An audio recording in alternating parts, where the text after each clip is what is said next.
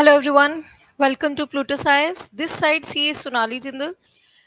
We will take up the daily news analysis of 12th September 2024 today, and in the initial 1 minute we see the topics that will be covered in the particular video so that you can skip to see the topic you want to watch.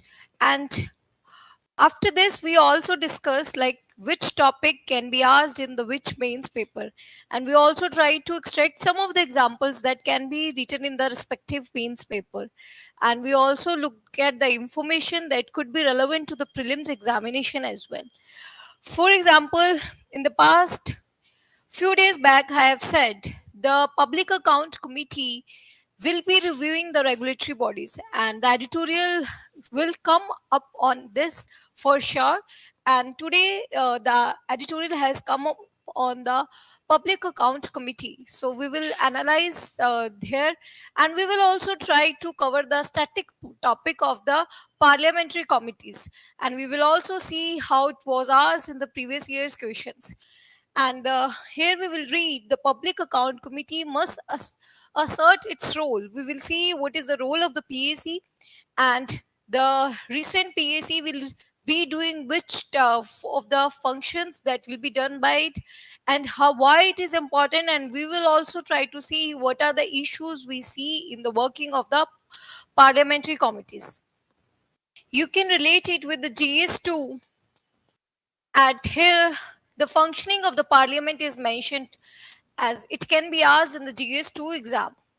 After this, the static portion of the PAC can be asked in the prelims examination, and already they have asked about the members composition of the different standing committees. After this, there is a one editorial that talks about the perils of the decentralization with the Chinese characteristics. We will try to basically understand the full editorial, like how the decentralization in the China has led to the some kind of problems that has been created, and India should learn from those kind of problems, and we should not follow the exact model of the China as in the decentralization. And we will also try to discuss what are the differences in the India and China in the form of decentralization. And you can relate this topic with the GS2 federalism and with the GS3 economy part, because we will try to analyze the decentralization effect on its economy. That means you can definitely use the data to support your facts with the GS3.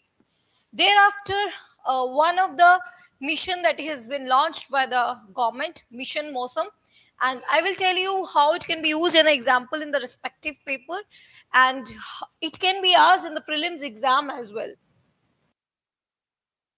After this, the last article that talks about the changes in the basically Ayushman Bharat scheme, how it has been allowed giving the benefit to the senior citizens above 70 years.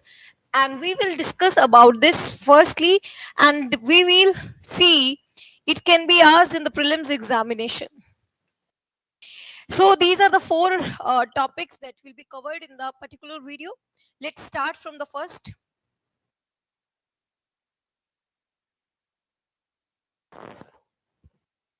So first topic talks about the public account committee, that it should assert its role so that it can act as a role of the parliamentary oversight. It means the parliamentary committees existing, they are able to establish the accountability on the parliament and the executive. You need to understand firstly what are the parliamentary committees. So there are two types of the parliamentary committees in our constitution. One is standing committees and the ad hoc committees. Standing committees are those that are the permanent in nature. Ad hoc committees are the temporary committees that are formed for the particular task. And there are three standing committees for the financial accountability. That is Public Account Committee, Estimate Committee, and Committee on the Public Undertaking. These are the most important three parliamentary committees, and you need to prepare the basics about them. After this, you need to also mention in the mains paper, if the question comes on the parliamentary committees, like from which it is deriving its power. Article 105, as the power and privileges of the parliament is given under this, it means through this the parliamentary committees are driving the power. After this, there is Article 118 that includes the rules of the House. From here also parliamentary committees are driving the power. So if the question coming on the parliamentary committees or the committees, you need to mention two of the articles 105 and 118 to support your answer. After that, you need to memorize for three committees. Let's revise PAC, that is Public Account Committee. There are around 22 members in this committee, and 15 are from the Lok Sabha, and Rajya Sabha we take 7 members. So you need to remember it was formed in 1921. It means it was existing pre-independence era, and it is having 22 members, 15 members from the Lok Sabha, 7 from the Rajya Sabha. And if we see the estimate committee, there are 30 members. And in the previous year, they have already asked which of the following committees having the highest number of the members. So estimate committee is having 30 members and all are from the Lok Sabha. So this way you need to memorize about the factual things that can be asked in the prelims examination. After this, now coming to the mains perspective, like for example, if the question comes on the committees or the public account committee specifically, we will cover the functions of the public account committee, and from here only I will tell you like how you can write for the other committees as well if the question is generally asking about the parliamentary committee's role.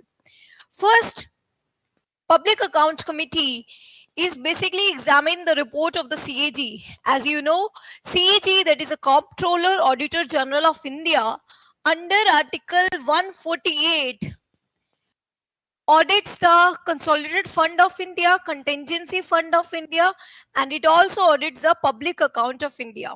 It means the audit reports of these funds are being audited by the CAG, and then these are the audit reports are examined by the PAC. It means the CAG report is actually examined by the PAC, Public Account Committee, and it is also called as a friend and philosopher of the CAG. Thereafter, demand for the grant is also examined by the PAC. After this, it also looks into the technical irregularity of the public expenditure. As the public expenditure management is the important task, public expenditure management is the important task for the government budgeting or the fiscal policy. And the government budgeting is specifically mentioned in your GS3 syllabus. And in this, obviously, government has to manage its public expenditure. And the public expenditure management has been already asked in the GS3, like what are the challenges in the public expenditure management. So in the public expenditure management, PAC plays an important role. It checks the technical irregularity in it. It also checks the economy, whether the basically expenditure made in the public expenditure, whether it is economically viable or not, whether it is having some wisdom or not, having its propriety or the prudence. You need to understand it checks basically the executive or the parliamentary members who is spending that money, whether it is spended like it's their own money. For example, if it's your own money, if the public funds is considered to be the own money by the Council of Ministers, will they spend in the similar way? It also includes the efficiency like its own money. This is called as propriety. So you need to see whether there is an economy, wisdom, prudence, or the propriety in the public expenditure. It also sees that. And it also looks at the technical irregularity. It means it establishes the financial accountability. And we have already discussed about the separation of power. That says, basically, the separation of power says there is a difference of the powers of the division of powers between the legislature, executive, and the basically judiciary. But in India, we have checks and the balances. It means the parliament will have a check on the executive, whether they are spending the public funds, the important public funds, the huge public funds with propriety or wisdom or not. It means these are the checks and balances are established through the PAC audit and examining the reports of the CAG. It means it is able to establish the financial accountability on the executive. The main role of the parliament, that is of accountability on the executive, can be played by the PAC. After this, the expertise is also with the PAC to examine it, and you need to also understand anti-defection law that says the basically members have to follow the whip of the ruling party or their party rules. They have to follow, but this anti-defection law does not apply to the committees. It means every member can play a role. It enhances the individual members' role, and their freedom of speech and expression is being cared by the PAC or any of the committee. You can mention these kind of points, and you need to see currently in the PAC there are around 7 opposition members and around 15 basically ruling party members, around 13 to 15. It means if we see into the member composition, it also gives the voice to the opposition. It means here doesn't matter to which party you are actually belonging to, because here the anti-defection law does not apply. Individual parliamentary role can be enhanced through it. That is why the true accountability can be established on the executive. I hope the significance of the committees are clear to you, like how will you write it. And if the question is specifically asking about the PAC, I have given you the specific points of the PAC as well. And if you are writing the basically issues or the challenges, you need to write, like for example, I'm saying the expertise is with the committees, but actually the research staff is not given as such, and moreover the tenure is only 1 year. And in this kind of situation, specialization of the members cannot be established.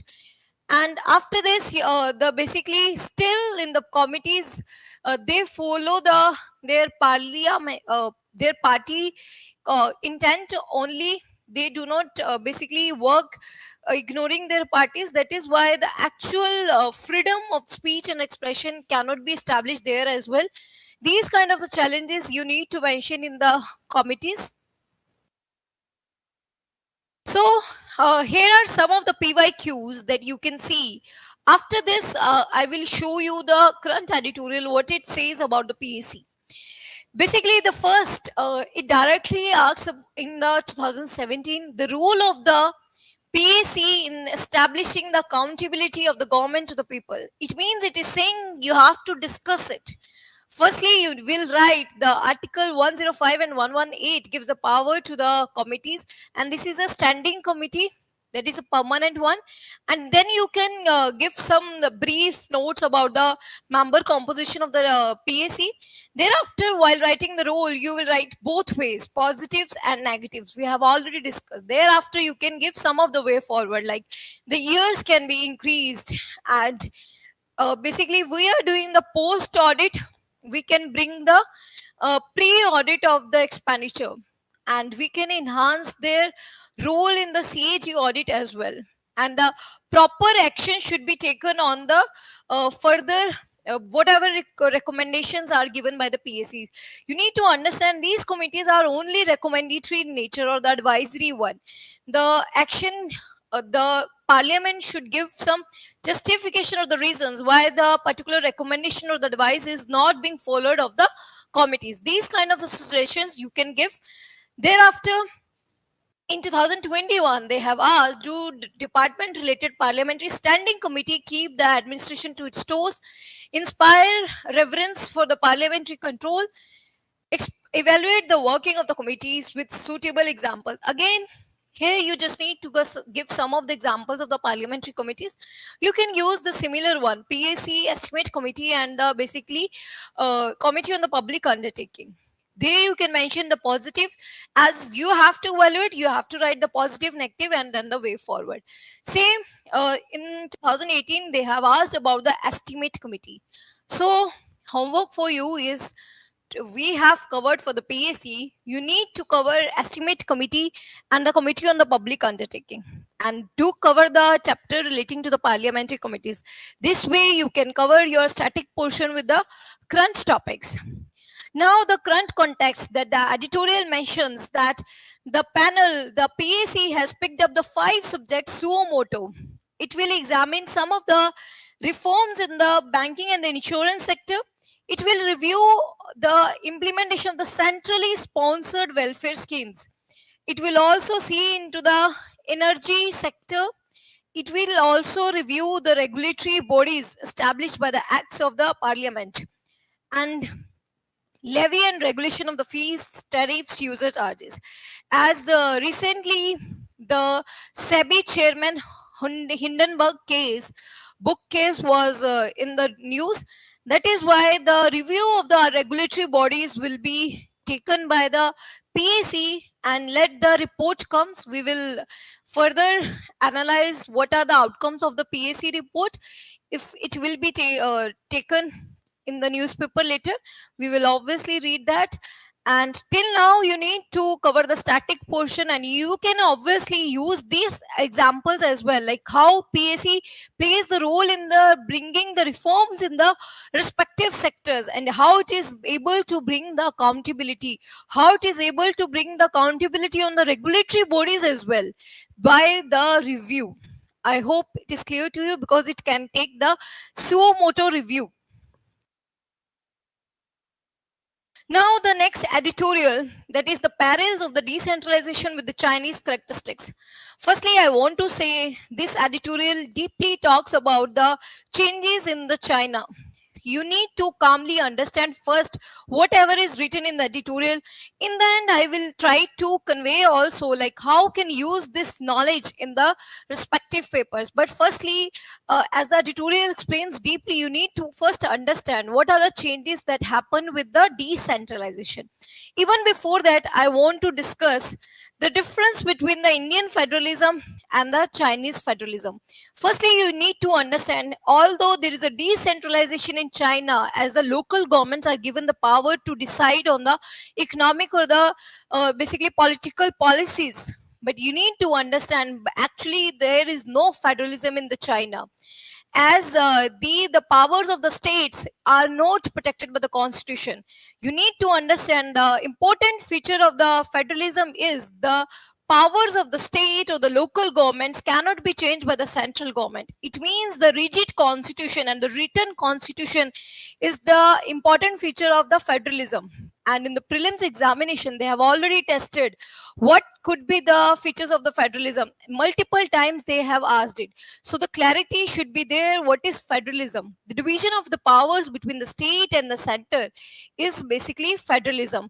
And here the division of power must be done by the our constitution, because constitution amendment cannot be done just unilaterally. Here the consent of the state government is also required in India. Like if any of the federal feature of the constitution has to be changed, then there is a need of at least 50% of the state's government's consent to amend the constitution.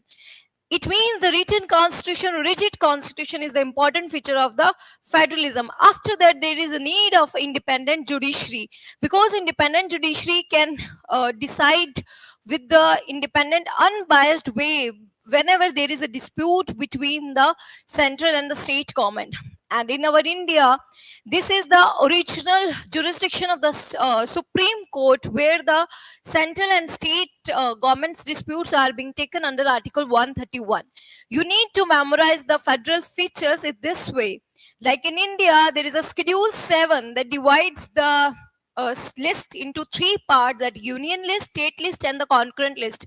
On the union list, only the basically central government can decide. In the state list, state governments can make a law, and there is a concurrent list there where both can make the law, and there is one residuary powers that are given to the union government and the central government only. So this is the basic part. You need to cover the federalism chapter. But here in this editorial, we will discuss the effects of the decentralization in China. Although you have understood one thing, we cannot call it China as a federal country because the powers of the local government and the state government are not being protected by the constitution. But here, the effect of the decentralization, how initially it helped the Chinese economy to grow, and thereafter how it went, how it is slowing down and how it is going down. We will discuss all this. What are the basically lacunas in their policy making, and it should be learned by the India to formulate its economic policies. Now, in India and China, if we compare the decentralization, in India, city level governments only spend around 3% of the total government spending. Whereas the China, here is around 51% of the government spending in the China is at the sub-provincial levels. Although this is the data you can use in the GS2 in the local self-government where you want to show, because anything can be shown in the positive and the negative way. Although later we will discuss what happened negatively in the China due to all this. But yes, certainly you can use this data in the GS2 local self-government, like how in the China, as the power to spend more was given to the sub-provincial levels, that is local governments, that has led the Chinese economy to grow. It means this kind of sub model can be adopted by India at least to some extent. For example, our local governments are spending only 3%. As in China, the important subjects like pension and insurance, all these are given to the local governments. But in India, these are the union subjects or the national subjects. This is the difference between China and India. And there is a topic in the GS2 that talks about the constitutional comparison between the countries. There also some of the question could come comparing China and India, and you can use this point. After this, the economic growth was an important determinant of the local leaders' political prospects, as which of the leader will grow. That was dependent on their economic growth. For example, if your basically local government or the local province is growing, that is determined by the economic growth, then only you can grow the politically. What happens with it? Basically, the local government started prioritizing the industrial construction over the provision of the public services. It means they have focused on the industrial construction more. What are the positive happenings with that? It means the industrial land was given at the deep discounts by the local government. Rather than they focusing on the residential houses, they have given the industrial land at the deep discounts. After this, they have increased the regional economic growth, and it has also acted as a future local tax revenues. It has said, like, with the industrial growth, there will be economic growth, and it will also bring the revenues for the local government. Local governments attracted the investors with the attractive land rights. Firm accepted the offer and churned out as a cost advantages was given to the firms. That is why there was increased in the supply. And you can use this in the GS3 to support the rural economy. Like, if the question is saying how the rural economy can be increased, you need to justify, like, if there would be industrial development in the rural area, there will be two ways development. For example, if there is industrial development, that will lead to the increase in the basically jobs in the rural area. There will be increase in the income. There will be increase in the demand in the economy of the rural area. After this, the industrial development will also support the tax revenues of the local government. So it will help in the two ways. Now, after this editorial further talks the negative happenings in the China due to the decentralization or the overemphasis on the industrial development by the local governments. What happens? The investment-led model lead to the overcapacity. It means there has been an overcapacity, basically utilization of resources. There is an overproduction of the basically sectors. And this led to the wasteful investment and the loss-making entities are being operating in the China. We will further analyze the negative consequences, but still this editorial says, although there were some negatives of the over decentralization by the local governments, over emphasis on the industrial development, that is over capacity, but still the China was able to grow. Still, although with that kind of economic decentralization, as the central leadership permitted the local innovations, why the China was still able to grow, because the local governments were themselves to decide which of the policies will be suited to their local environment. This way you can say in our India also, we need to bring the basically policies as per the local environment only. Like for example, instead of planning commission, that was a decentralized planning, we have also brought the Niti Aayog in 2014. It means the decentralized planning or the decentralized decisions will definitely help the economies to grow. After this, it also says the geopolitical climate there in the world also supported the Chinese exports, because the foreign markets were ready to observe the Chinese ever increasing capacity. As in the past, China was producing huge, and that was observed by the foreign markets. This is why the overcapacity or the overproduction did not hurt the China in the past. Now, further, this editorial talks, the car encounters a slope, as the it was saying the policies of the China was like that.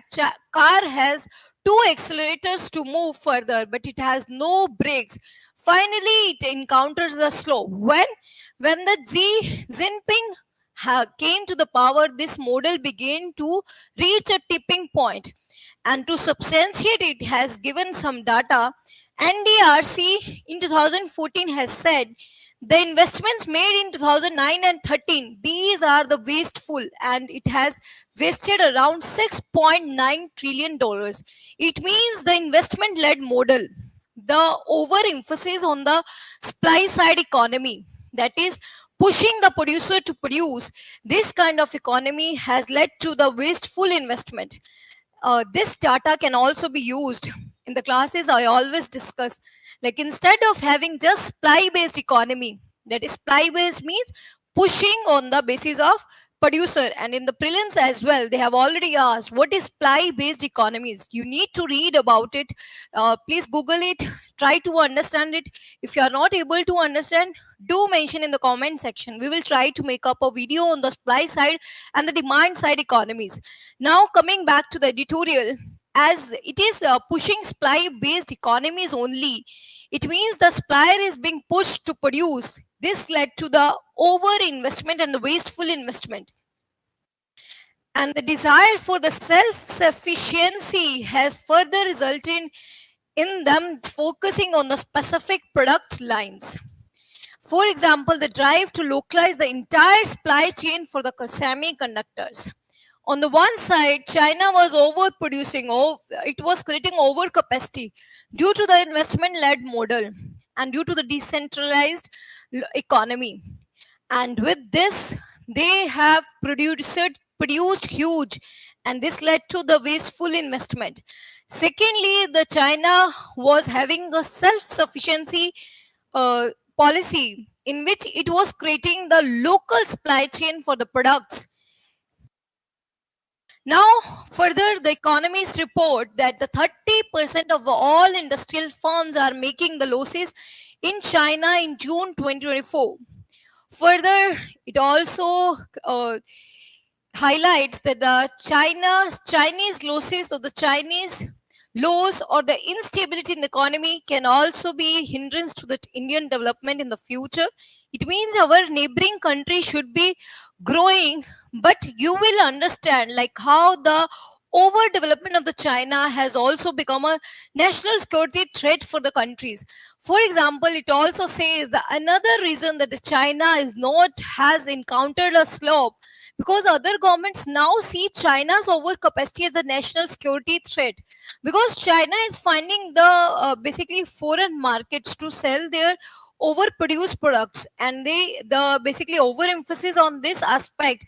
Now the trade wars was obviously seen between the China and US, and this has been seen as a national security threat by the Western countries. This is why the basically we see the countering of the BRI, that is Belt Road Initiative. The Indo-Pacific approach has been made by the US, and there are other some projects that are trying to counter the Chinese expansionist policy. Now the shortcomings in the BRI has been discussed. Now we have discussed that China was producing over capacity, and it was due to the over capacity, it was trying to observe the more and more foreign markets. To get those foreign markets, it has entered into the BRI, that is Belt Road Initiative, through which the infrastructure will be developed between the countries, and the China will get access to those countries' markets. But still there are some shortcomings in the BRI. Let's discuss. That is, Xi Jinping has planned to substitute Western markets with increasing domestic demand, as it has understood that the BRI cannot support it, because the foreign markets, if are not providing the demand for the Chinese products, then where these overproduced products will be sold? Now it has to create the domestic demand. Like in India, it is said that even during the COVID-19, we were able to have a stable growth. Why? Because there is a huge domestic demand. But Chinese policies has never been as such to support the domestic demand. So they are not in the expertise of creating the domestic demand, because they have always focused on the supply-based economies, that is investment-led model. It means there is no enough domestic demand in the Chinese country, and in the foreign markets there is the Chinese products are seen as a national security threat, and the BRI countries, they are not strong enough to create that much huge demand to observe those overcapacity. It means on the one side, the China is not able to create the domestic demand. It means it is the learning for the India to always focus on the domestic demand. How the domestic demand can be created in the economy? Always that could be possible if we will work on the increasing the employment opportunities in India, because if the people will have job, there will be increase in the income, they will create the demand. After this, we should also basically to give them job, we need to work on the skill development of the people. Skill development needs to be focused, and for the skill development, the education sector also needs to be supported. And to decrease their out-of-pocket expenditure, we need to support the health sector as well. So this way, you can say we need to work on the demand side economies or the demand side policies also, because the domestic demand is also important factor for the GDP growth. But in China, domestic demand cannot be created as much. And the second policy of the China, that is creating the foreign markets through the BRI, that is Belt Road Initiative, is not helping much the China, because the countries in the BRI, they are not able to generate that much huge demand. Now the conclusion is, in short, this editorial says the overcapacity and the export orientation are baked into the Chinese style decentralization. This has reached its limits. Now, why it has reached its limits? Because the arrogant approach to the international relations, the basically expansionist policies of the China has made a threat to the other countries, and they are not ready to use the Chinese products. For example, during the COVID-19, we have seen, due to the Galwan Valley attack, we have banned the Chinese apps. This is how the other countries are basically banning the Chinese products. For example, we have seen the trade war between the US and the China. This is how the Chinese products are not accepted by some of the Asian countries, and that too by the Western countries. And its approach for the self-reliance has also been a threat. Like on one side, China does not allow the imports, but on the other side, it is exporting huge. This way, economy does not work. So you can just you have to decide whether you are supporting the globalization or not. It means in India also we need to have a decentralization, but to some extent only. We need to have decentralization, where the localized policies need to be promoted, surely, but we should not overly emphasis on the investment led model. Although we need investment led model, but we need to support it with the domestic demand. We also should focus on the demand side policies. That is, we need to skill development of the people. We need to create the jobs of the for the people, so that they can create a demand. After this, we need to come into the basically healthy and the fruitful agreements with the other countries, so that the Indian production, the if India also reaches the overcapacity, it will have good relationships with the other countries, so that it can sell those products to the foreign markets. I hope the whole editorial is clear to you, and this is clear to you, like how it can be used in the GS2. Like, for example, I have told about the examples can be used in the local self-government, example can be used in the federalism model, and thereafter I have discussed about the GS3. Like in GS3, if the question is asking about the factors for the growth, do mention about the obviously investment-led growth certainly help, because the investment-led growth, one side it will give the tax revenue to the government, second side it also creates the jobs for the people, and it will also increase the exports for the country. But on the second side, we also need to work on the domestic demand. How it can be done? By increasing the jobs for the people and the skill development. This is how you can write about the GS3 related this, and you can obviously use the Chinese case study as a example in the GS3 to show how the decentralization and the localized policies can help the India to grow. But along with the also you can use the particular example in the negative side, like if we will not focus like China on the basically domestic demand, then our only focus on the investment led model will not help India to grow. It will also lead to the losses for the Indian firms as well in the future that happened in the China. I hope the whole editorial is clear to you. Moving further to the next article.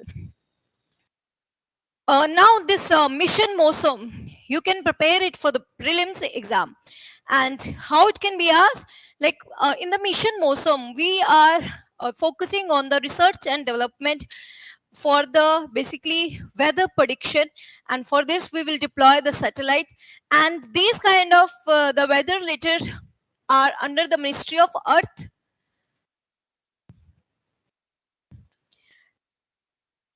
Sciences. So you need to think in this way, like in exam, if the such kind of scheme is mentioned or the mission is mentioned, you can relate it with the Ministry of Earth Sciences. So this can also be asked in the prelims, and you are able to understand the objectives, like weather prediction will be targeted on the mission MOSUM. Now how it can be asked in the GS1 or the GS3. For example, if the question is on the Indian monsoon in the GS1, there also you can write in the conclusion maybe, or as a way forward, like government steps can be taken, like mission MOSUM, that can help the India to predict the Indian monsoon in a better way to tackle, and in fact it will also help in the tackling the climate change. There in the GS3 also, the disaster management also, like for the floods or the tsunami, we can definitely use the mission MOSUM for the better prediction. So I hope it is clear how it can be used in the prelims and the mains. Thereafter, the last article that talks about the cabinet approves the health cover for all aged above 70 and above. It means the person, the senior citizens that are above the 70 and above, they will be covered under the Pradhan Mantri Jan Arogya Yojana. This is the Ayushman Bharat scheme, under which, you know, like around 4.45 families will get a benefit of yearly 5 lakhs rupees are given for the health expenditure. But through this change, what will happen, like senior citizens, irrespective of their income or their wealth, they will be covered under this. And initially the 5 lakhs were given per family. Now the additional 5 lakhs will be given to the senior citizens. It means even if the basically persons below the 70 years, they have got used the 5 lakhs, but still 5 lakhs per annum will be given to the senior citizens that are above 70 years and above.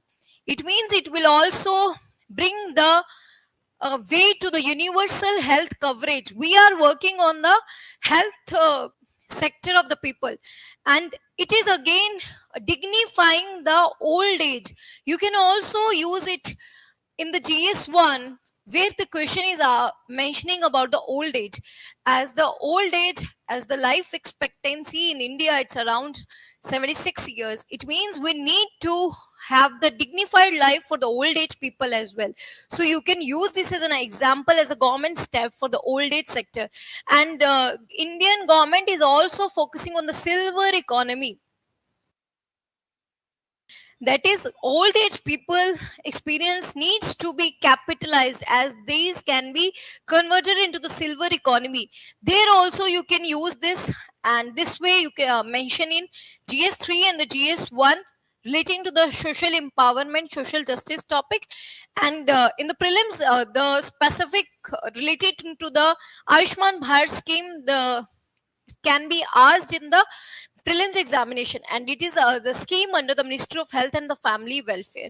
I hope the basically it is clear to you how it can be asked in the prelims examination, and how it can be asked in the GS1 and GS3, and how you can use this as an example there. So I'm concluding today's video. We have covered 4 articles. Do write answers that I have given for the Parliamentary Standing Committee.